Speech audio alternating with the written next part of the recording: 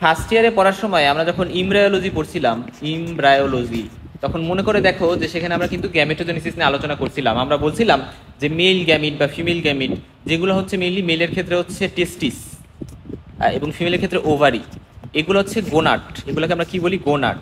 তো এই গোনাটগুলো থেকে মেইনলি আমাদের স্পারমাটোজেনেসিস যদি মেইল হয়, ক্যারিওটাইপটা যদি মেইলে কনভার্ট হয় তাহলে কিন্তু দেখা যাবে স্পারমাটোজেনেসিস হবে, আর যদি ফিমেল হয় তাহলে উজেনেসিস হবে।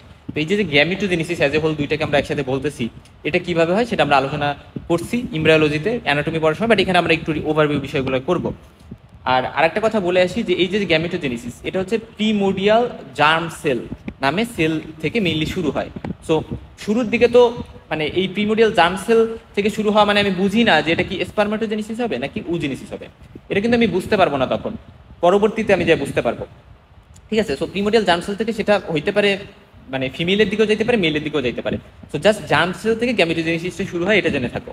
এবং এই জার্ম সেলগুলোকে আমরা প্লুরিপোটেন্ট বলি, প্লুরিপোটেন্ট অর্থাৎ এদের প্লুরিপোটেন্ট একটা ক্যাপাসিটি আছে, যেটা নিয়ে আমরা পরে কথা বলবো, বাট জাস্ট জেনে রাখি যে এই প্রিমোডিয়াল জার্ম সেলটা আবার আসে কই থেকে। এপিব্লাস্ট নামে একজন সেল থাকে, জাস্ট নামগুলো মনে রাখো, এগুলো অতটা ইম্পর্টেন্ট না। এপিব্লাস্ট থেকে এটা আসে।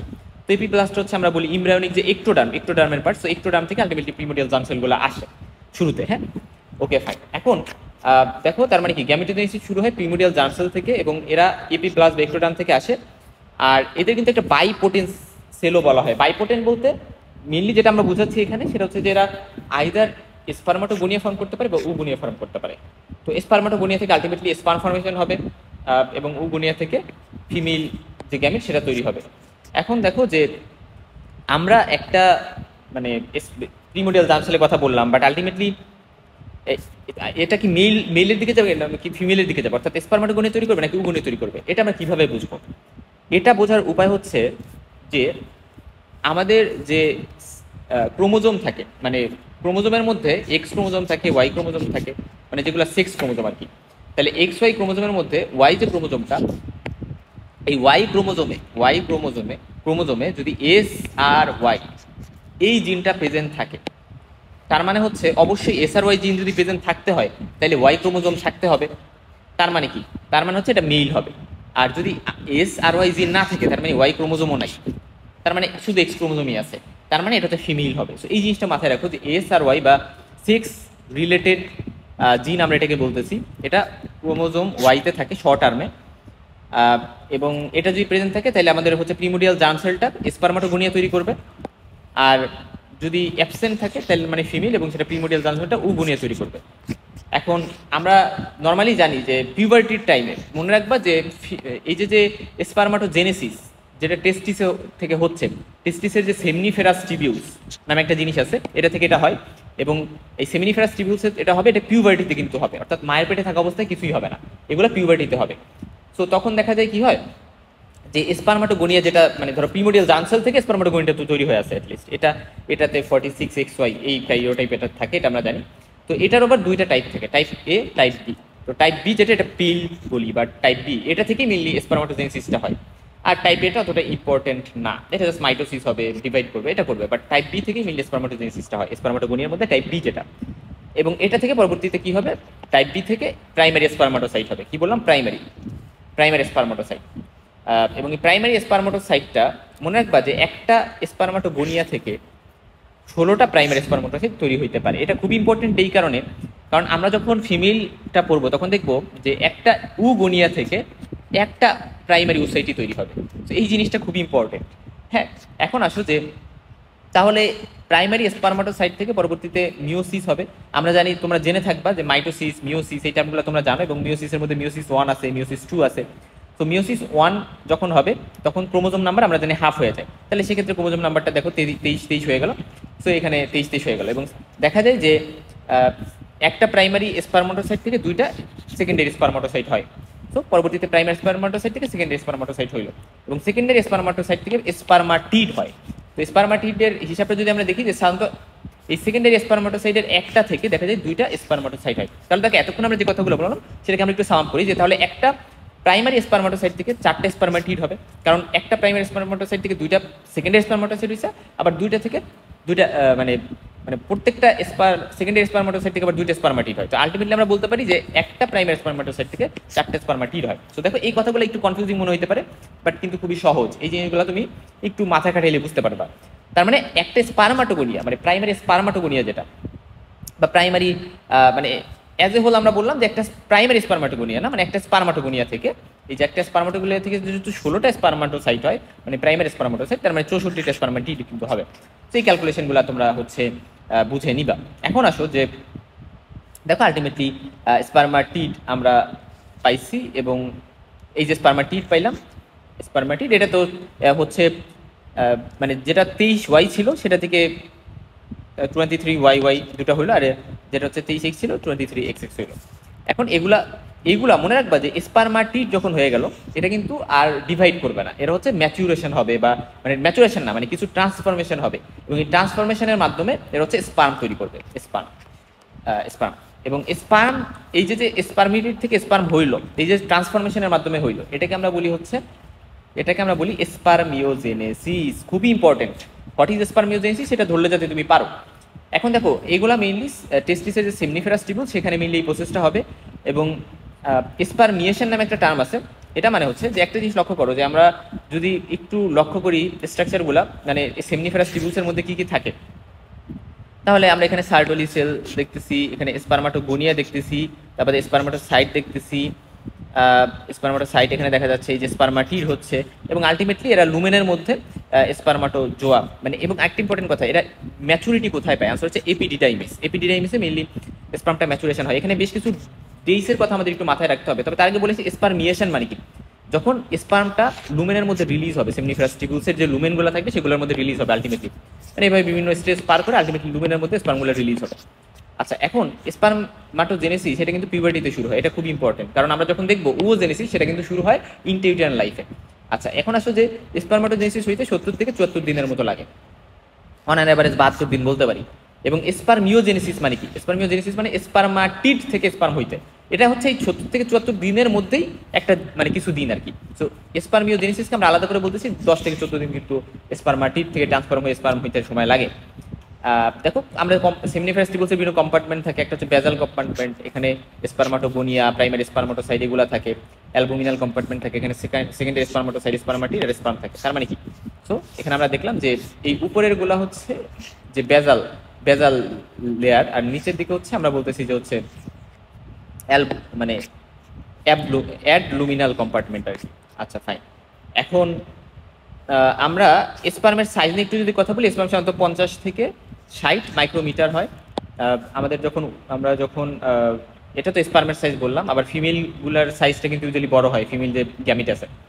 আচ্ছা, এবং স্পার্মের যে টেইল এটা কিন্তু একটা 9+2 অ্যারেঞ্জমেন্ট থাকে, এটা সেন্ট্রিওল থেকে তৈরি হয়, এটা জানো। কারণ একটা জিনিস লক্ষ্য করো যে স্পারমাটিড থেকে তো স্পার্ম ট্রান্সফার হয়ে ফর্মেশন হবে, তো স্পারমাটিডের নিউক্লিয়াস যেটা থাকে ওইটা থেকে দেখা যায় স্পার্মের হেডটা তৈরি হবে। মাইটোকন্ড্রিয়া যেটা থাকে এটাকে মিডল পিস তৈরি হয়, স্পার্মের মিডল পিসকে আমরা পাওয়ার হাউস অফ স্পার্ম বলি, কারণ এটা মাইটোকন্ড্রিয়া থেকে তৈরি হয়। তার বাদে হচ্ছে গলগি অ্যাপারাটাস থেকে অ্যাক্রোজোমাল ক্যাপ তৈরি হয়, এটা আমরা গলগি অ্যাপারাটাসের ফাংশন যখন ফিজিওলজিতে পড়ে আসছি সেল অর্গানেলসের মধ্যে, তখন আমরা বলছিলাম যে অ্যাক্রোজোমাল ক্যাপ তৈরিতে কিন্তু গলগি অ্যাপারাটাস হেল্প করে। তারপরে সেন্ট্রিওল থেকে এক্সিয়াল ফিলামেন্ট বা টেলটা তৈরি হয়, এবং এটা 9+2 একটা অ্যাপারেন্স বা অ্যারেঞ্জমেন্ট থাকে, এটা জাস্ট জেনে রাখো। আচ্ছা, এবং এরা হচ্ছে 48 থেকে 72 ঘন্টা কিন্তু মানে কার্যকর থাকতে পারে, মানে তখন পর্যন্ত এরা ফার্টিলাইজেশনের জন্য ক্যাপাবল। মানে এরা ঢুকলো ভ্যাজাইনার মধ্যে ধরো সেক্সের মাধ্যমে, পরবর্তীতে 48 থেকে 72 ঘন্টার মধ্যে কিন্তু এরা ফার্টিলাইজেশন করার ক্যাপাসিটি রাখে। আর ম্যাচুরিটি এরা হচ্ছে মনে রাখবা যে অ্যাকচুয়ালি ম্যাচুরিটি মোটিলিটি এরা এপিডিডাইমাস থেকে পায়, টেস্টিস থেকে ফার্স্টে তৈরি হওয়ার পরে এরা ম্যাচুরিটি পাবে হচ্ছে এপিডিডাইমাসের যে প্রক্সিমাল পার্ট আছে সেখান থেকে। তারপরে এরা গতিশীল বা মুভমেন্ট করার জন্য মোটিলিটি পাবে এপিডিডাইমাসের যে ডিস্টাল পার্ট আছে সেটা থেকে। মানে প্রক্সিমাল মানে টেস্টিসের কাছে যে পার্টটা এপিডিডাইমাসের, আর ডিস্টাল মানে দূরের যে পার্টটা। আর ফার্টিলাইজেশনের সাইটে ইজাকুলেশন হইলো, ধরো ইজাকুলেশন হইলো একটা মেল সেক্সুয়াল ইন্টারকোর্সের সময় তার স্পার্ম মানে সিমেন বেরোইলো, সিমেন বেরোনোর পরে সেখান থেকে স্পার্ম ফার্টিলাইজেশন যে সাইটটা মানে যেখানে ফার্টিলাইজেশন হবে সেখানে যাইতে 30 মিনিটের মতো সময় কিন্তু লাগে, এবং ম্যাচুর স্পার্ম ফর্মেশনে আলটিমেটলি 90 দিনের মতো লাগে। এখানে একটা ইম্পর্টেন্ট কথা, আমরা বললাম যে 72 দিনের মতো বা 70 থেকে 74 দিনের মতো লাগে হচ্ছে স্পারমাটোজেনেসিসে, তাহলে এখানে 90 দিন আসলো কই থেকে? মনে রাখবা এই যে আমরা বললাম যে ম্যাচুরিটি হয় এপিডিডাইমিসে, তো ম্যাচুরিটি অ্যাচিভ করতে আরও কিন্তু দেখা যায় যে মানে 12 থেকে 14 দিনের মতো লাগে, তো সব মিলিয়ে 90 দিনের মতো কিন্তু আমরা বলি যে লাগে। এখন আমরা উজেনেসিসে চলে যাব। তো উজেনেসিসটা ওই যে যেটা হচ্ছে প্রিমোডিয়াল জার্ম সেলস, ওই জার্ম সেল থেকে উগোনিয়ামটা তৈরি হয়ে থাকে এবং এটা 46XX থাকবে, যেহেতু ফিমেল ক্যারিওটাইপটা XX থাকবে, এবং এটা থেকে প্রাইমারি ওসাইট তৈরি হবে। এবং মনে রাখবা একটা উগোনিয়াম থেকে একটা প্রাইমারি ওসাইট তৈরি হয়, কারণ বাট মেলের ক্ষেত্রে আমরা দেখছিলাম যে একটা স্পারমাটোগোনিয়া থেকে 16টা প্রাইমারি কিন্তু স্পারমাটোসাইট তৈরি হয়েছিল, বাট এখানে কিন্তু এক্সেপশন, ঠিক আছে। এবং এখানে মিওসাইট অন হবে। এখানে যে এক্সেপশনাল বিষয়টা যে মিওসাইট অন কিন্তু এখানে অ্যারেস্টেড হয়ে যায়, মানে প্রোফেজের ডিপ্লোটিন নামে একটা স্টেজ থাকে, সেখানে এটা অ্যারেস্ট হয়ে যায়। এবং এই অ্যারেস্ট হয়ে মানে এটা কিন্তু ইন্টিউটারাল লাইফে মায়ের পেটে থাকা অবস্থায় এই অ্যারেস্ট হয়ে থাকে, ঠিক আছে, মায়ের পেটে অ্যারেস্ট হয়ে থাকবে কোথায়, প্রোফেজ ফেজের ডিপ্লোটিন স্টেজে। পরবর্তীতে যখন মানে যখন পিউবার্টির টাইম আসছে, পিউবার্টির টাইমে যেটা হবে যে যেই প্রাইমারি ওসাইটটা অ্যারেস্টেড হয়েছিল সেটা এই অ্যারেস্টেড হয়ে থাকাকে আমরা ডিকটায়ার্ড স্টেটও বলি, ডিকটায়ার্ড স্টেট। এই যে অ্যারেস্টেড হয়েছিল এটাকে আমরা ডিকটায়ার্ড স্টেটও বলি। এবং এখানে স্পারমাটো এবং এই ফেজটা কিন্তু এই যে অ্যারেস্ট হয়ে থাকা ফেজ, এটা কিন্তু স্পারমাটোজেনেসিসে থাকে না, এটা একটা এক্সেপশন। এবং এই টাইমে দেখা যায় যে এই অ্যারেস্ট হয়ে থাকার টাইমে সাথে সাথে এমনিতে মায়ের পেটে অবস্থায় অ্যারেস্ট হয়ে আছে, বাট এখানে দেখা যায় বিভিন্ন ফলিকুলার সেল এটার আশপাশ দিয়ে আসতে থাকে, এটা ফলিকুলার সেল সারাউন্ড করে থাকে প্রাইমারি ওসাইটটাকে, এটাকে আমরা বলি প্রিমোডিয়াল ফলিকল। দেখো প্রিমোডিয়াল টার্মটা আমরা আগে বলছিলাম, সেটা হচ্ছে primordial germ sell. Primordial germ sell থেকে তো গ্যামেটোজেনেসিস শুরু হবে, সেটা উগোনিয়া তৈরি হওয়া হোক বা হচ্ছে সেটা স্পারমাটোগোনিয়া তৈরি হওয়া হোক, সেটা প্রিমোডিয়াল জার্ম সেল ছিল, বাট এটা হচ্ছে প্রিমোডিয়াল ফলিকল। অর্থাৎ উগোনিয়াটা যখন প্রাইমারি স্পারমাটোসাইট হইলো, প্রাইমারি উওসাইট হইলো, তখন সেখান থেকে দেখা গেল যে এরকম ফলিকুলার সেল আশপাশ দিয়ে যখন আসবে সেটাকে আমরা প্রিমোডিয়াল ফলিকল বলি। এবং এই প্রিমোডিয়াল ফলিকল এর একটা সংখ্যা কিন্তু আছে যেটা আমরা পড়বো, বাট মনে রাখবা যে এই ফলিকল কিন্তু মহিলাদের জন্য খুব ইম্পর্টেন্ট, এটা একটা মানে নাম্বারে থাকে ওভারির মধ্যে। তো ওভারির মধ্যে ফলিকল যদি মহিলাদের বেশি থাকে তার মানে মহিলাটা ফার্টাইল বা বাচ্চা খুব সহজেই হবে। কিন্তু যদি এমন হয় যাচ্ছে মহিলার হচ্ছে ফলিকল কমে গেছে, রিজার্ভ কমে গেছে, যেমন মেনোপজের পরে ফলিকল আর থাকে না ওভারির মধ্যে, তো তখন কিন্তু মহিলাটা ইনফার্টাইল আমরা বলি, তখন আর ফার্টিলিটি থাকবে না। এজন্য এই রিজার্ভ দেখার জন্য কিন্তু আমরা অ্যান্টি মুলারিয়ান হরমোন একটা টেস্ট করি। এই টেস্টের মাধ্যমে আমরা বলতে পারি যে মহিলার ওভারিয়ান রিজার্ভ কেমন আছে, ফলিকল কেমন আছে। আচ্ছা, আরও কিছু টেস্ট আছে, বাট সব থেকে বেশি অ্যান্টিমুলারিয়ান হরমোন, কারণ এটা মেনস্ট্রাল সাইকেলে যে কোনো দিনে করা যাবে এই টেস্টটা, অ্যান্টিমুলারিয়ান হরমোনের টেস্টটা, বাট অন্যান্য হরমোনগুলো দেখা যায় পার্টিকুলার কিছু ডেতে করতে হবে।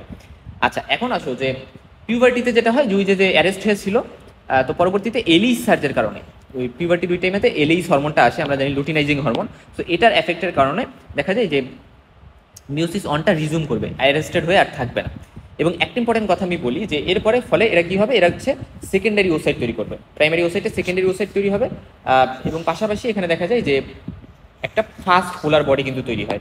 সো ফাস্ট পোলার বডি এখানে একটা তৈরি হবে। এখন তারপরে হচ্ছে মিওসিস 2 হবে, এবং মিওসিস 2 শুরু হওয়ার পরে এটা আবার অ্যারেস্টেড হয়ে থাকে, এটা হচ্ছে মেনলি মেটাফেজে অ্যারেস্ট হয়ে থাকে। সো এই জিনিসটা ইম্পর্টেন্ট। এখন একটা কথা আমি বলি যে দেখো আমরা বলি না যে ওভুলেশন হয়, ওভুলেশন হবে, অর্থাৎ এই ফলিকলটা ডেভেলপ করে আস্তে আস্তে এটার মধ্যে যে ওসাইটটা থাকবে সেই ওসাইটটাকে রিলিজ করে দিবে। এই যে প্রাইমারি ওসাইট থেকে সেকেন্ডারি ওসাইট হয়, এই প্রাইমারি ওসাইট থেকে সেকেন্ডারি ওসাইট হওয়াটাকেই মিললে আমরা বলি যে ওভুলেশন হয়, মানে এটা থেকে আলটিমেটলি ওসাইটটা বেরোয় আসে। তো এই প্রতি সাইকেল একটা মহিলা যে ওভুলেশন হয় সেটাকে বলতেছি আমরা এই যে প্রাইমারি থেকে সেকেন্ডারিতে আসা। বাট এই যে আমরা বললাম যে পরবর্তীতে এই যখন সেকেন্ডারি ওসাইট হইলো সেটা পরবর্তীতে মেটাফেজ স্টেজে আবার অ্যারেস্টেড হয়ে থাকে, বাট যখন ফার্টিলাইজেশন হবে অর্থাৎ স্পার্মও আসছে, এখন স্পার্মের সারা পাইছে মহিলাটা, এখন তখন যেটা হবে এই অ্যারেস্টেড যে হয়েছিল ওই এখন আর অ্যারেস্টেড থাকবে না, আবার এটা রিজিউম হবে ফার্টিলাইজেশনের মানে আলাপ পাইয়া। তখন যেটা হবে তখন হচ্ছে এই সেকেন্ডারি ওসাইটটা ওভা বা আমরা বলতে পারি ফিমেল প্রোনিউক্লিয়াস এটাতে কনভার্ট হবে এবং একটা সেকেন্ড পোলার বডিও কিন্তু তৈরি করবে। তো এই জিনিসটা কিন্তু তার মানে কি, যখন হচ্ছে এই ওভা বা ফিমেল প্রোনিউক্লিয়াস তৈরি হয় তখনই মেইনলি ওই মহিলাটা কিন্তু ওই যে ফার্টিলাইজেশন করবে, পরবর্তীতে সেটা জাইগোট ফর্মেশন করবে এবং এভাবে পরবর্তীতে আলটিমেটলি বাচ্চা হবে। তার মানে কি একটা মহিলার লাইফে এই মহিলাটা যতবার প্রেগনেন্ট হবে বা যতবার ফার্টিলাইজেশন হবে ততবার জাস্ট এই ওভা মানে মেটাফেজ যে অ্যারেস্টেড হয়েছিল বা মিওসিস 2 তে অ্যারেস্টেড হয়েছিল সেটা রিজুম করবে ততবার ওভা তৈরি হবে বা ফিমেল প্রোনিউক্লিয়াস তৈরি হবে। যদি একটা মহিলা 3টা বাচ্চা হয়ে থাকে, 3বার প্রেগনেন্ট হয়ে থাকে, তার মানে তার 3বার ওভা বা ফিমেল প্রোনিউক্লিয়াস তৈরি হয়েছে। বাট তা বাদে কিন্তু এগুলো তৈরি হয় না। একটা মহিলা নর্মালি প্রাইমারি থেকে সেকেন্ডারিতে আসে, নর্মালি ওভুলেশন হইতে থাকে, বাট বাচ্চা তো হবে না, মহিলার তো নর্মালি প্রতি মেনস্ট্রাল সাইকেল ওভুলেশন হবে। ঠিক আছে, এই জিনিসটা ইম্পর্টেন্ট, এই কথা জাস্ট মনে রাখবা। এখন কিছু পয়েন্ট এখানে আরেকটু বলি যে উজেনেসিস হচ্ছে ইনটিউটাইন লাইফেই শুরু হয় এবং ওভামের সাইজ 120 মাইক্রোমিটার থাকে, অনেক বড় সাইজের মোটামুটি থাকে। আচ্ছা, ওভামের সাইজে। আচ্ছা, এখন আসলে যে ফার্টিলাইজেশনের জন্য আমরা দেখছিলাম যে স্পার্ম হচ্ছে মোটামুটিভাবে 48 থেকে 72 ঘন্টা ফার্টিলাইজেশনের জন্য, মানে এরা হচ্ছে মোটামুটি ক্যাপাসিটি থাকে এদের ফার্টিলাইজ করার, বাট ওভামের কিন্তু কম সময়, মাত্র 12 থেকে 24 ঘন্টা এরা ফার্টিলাইজ করতে পারবে, এরকম ক্যাপাসিটি আছে। এবং এখানে যে ওভুলেশনের আগে কিন্তু ফলিকলের সাইজ 18 থেকে 20 যে 20 mm এরকম হয়। একটা জিনিস ইম্পর্টেন্ট, যে ফার্স্টে কিন্তু ফলিকলের সাইজ ছোট থাকে, বাট আস্তে আস্তে ফলিকলটা কি করে, আস্তে আস্তে ডেভেলপ করতে করতে সাইজটা একটু বড় হয়। ওভুলেশনের আগে 18 থেকে 20 হয়, 20 mm হয়। আচ্ছা, এরপর আসো আমরা চলে যাই যে ফলিকল ফর্মেশন কিন্তু 14 উইকসে কিন্তু শুরু হয়। হ্যাঁ, অর্থাৎ ফলিকল ফর্মেশন 14 উইকসে শুরু হবে, আর ফলিকল ফর্মেশন কমপ্লিট হয় হচ্ছে 20 থেকে 24 উইকস। এবং এই যে উইকসগুলো বলতেছি, এগুলো মানে কি ইনটিউট্রিয়ান লাইফের এই উইকসে, মানে বাচ্চা যখন মায়ের পেটে আছে তখন 14 উইকে শুরু হয় ফলিকল ফর্মেশন, এবং ফলিকল যে ফর্মেশন কমপ্লিট সেটা 22 থেকে 24 উইকসে হয়। এবং এবং প্রত্যেকটা উগনিয়া কিন্তু একটাই ফিমেল প্রোনিউক্লিয়াস বা ওভার দিতে পারে, যেটা থেকে আলটিমেটলি একটা বাচ্চা হবে, আমরা জানি। ওকে, ফাইন। এখন দেখো number of follicles in ovary, এটা নিয়ে আমরা যদি একটু কথা বলি। ইনটিউট্রাইন লাইফে 5 মান্থের যে টাইমটা, ওই টাইমে দেখা যায় 6 থেকে 7 মিলিয়ন, মানে এই টাইমই সব থেকে ম্যাক্সিমাম থাকে, সব থেকে ম্যাক্সিমাম ফলিকল থাকে। এটা কিন্তু পরীক্ষায় ধরে যে কোন টাইমে কেমন ফলিকল থাকে। জন্মের সময় 1 থেকে 2 মিলিয়ন হয়ে যায় ফলিকল, পিউবার্টিতে 4 থেকে 5 লাখ ফলিকল থাকে। আর মনে রাখবা, প্রত্যেক মাসে যখন প্রত্যেকটা সাইকেল হচ্ছে 1000 করে ফলিকল কিন্তু নষ্ট হয়ে যায়। এবং ম্যানোপজের টাইমে কোনো ফলিকল ওভারিতে রিমেইনিং থাকে না। এবং ফলিকল রিজার্ভ দেখার জন্য আমরা অ্যান্টিমুলেরিয়ান হরমোন এই টেস্টে কিন্তু করি। ওকে, ফাইন। সো আমরা অনেকগুলো কথা বলে ফেললাম। আর জার্ম সেল, যেটা germ sell, primordial germ sell, এটা কিন্তু একটা প্লুরিপোটেন্সিয়াল, অর্থাৎ এটা 3 জার্ম লেয়ার এটা ফর্ম করার ক্যাপাসিটি এদের থাকে। এবং এরা প্লুরিপোটেন্ট, এই জিনিসটা আমরা জানলাম। আর মানে এরা হচ্ছে ইমব্রায়োনিক যে কোনো জার্ম লেয়ার ফর্ম করতে পারে, একটোডার্ম, এন্ডোডার্ম, মেসোডার্ম, বাট এরা কিন্তু এক্সট্রা ইমব্রায়োনিক কিছু তৈরি করতে পারবে না। এক্সট্রা ইমব্রায়োনিক কিছু তৈরি করার ক্যাপাসিটি এদের নাই। এই জিনিসগুলো আমরা আস্তে আস্তে জানতে থাকবো। জাস্ট মনে রাখো যে এরা প্লুরিপোটেন্ট, জাস্ট ইমব্রায়োনিক জার্ম লেয়ারগুলো যে কোনো 3টে জার্ম লেয়ার এরা ফর্ম করতে পারে। বাট জাইগোট যখন 8 সেল স্টেজে থাকে, অর্থাৎ ফার্টিলাইজেশন হলো, মেল গ্যামেট ফিমেল গ্যামেট মিলে জাইগোট তৈরি করলো, এবং এটা 8 সেল স্টেজে যখন গেল, তখন সেই অবস্থাকে আমরা টটিপটেন্ট বলি। অর্থাৎ এদের এক্সট্রা ইমব্রায়োনিক টিস্যু গঠন করার ক্যাপাসিটি আছে, যেমন ধরো প্লাসেন্টা গঠন করলো, মানে এক্সট্রা ইমব্রায়োনিক টিস্যু আর কি। এটা ইম্পর্টেন্ট। এখন তাহলে জার্ম সেল, দেখো এখানে আমরা একটা কথা বলি যে জার্ম সেল নর্মালি মাইগ্রেট করে, যেটা হয় যে জার্ম সেল ইয়োগস্যাক এ যায়, পরবর্তীতে ইয়োগস্যাক থেকে জেনিটাল রিজে যায় এবং গোনাড ফর্মেশন করে। ঠিক আছে, এটা হচ্ছে নর্মাল কথা, মেল বা ফিমেল গোনাড ফর্মেশন করবে। বাট এরা ধরো ইয়োগস্যাকে গেল না, জেনিটাল রিজে গেল না, এভাবে এই রুটে গেল না, এরা কি করলো, মাইগ্রেট করলো অন্য কোনো একটা লোকেশনে। তখন দেখা যায় এরা টেরাটোমা কিন্তু তৈরি করতে পারে অন্য একটা লোকেশনে। সো টেরাটোমা তৈরি করতে কিন্তু এই জার্ম সেলগুলো দায়ী। এবং এই জন্য কিন্তু আমরা বলি জার্ম সেল টিউমার যেগুলো আছে তার মধ্যে টেরাটোমা কিন্তু একটা। ঠিক আছে, এবং দেখা যায়, এবং টেরাটোমাতে কি হয়, সব 3 জার্ম লেয়ার্সের কম্পোনেন্টসই কিন্তু থাকতে পারে। এটার কারণ হচ্ছে এই যে জার্ম সেলটা প্লুরিপোটেন্ট হয় এই কারণে।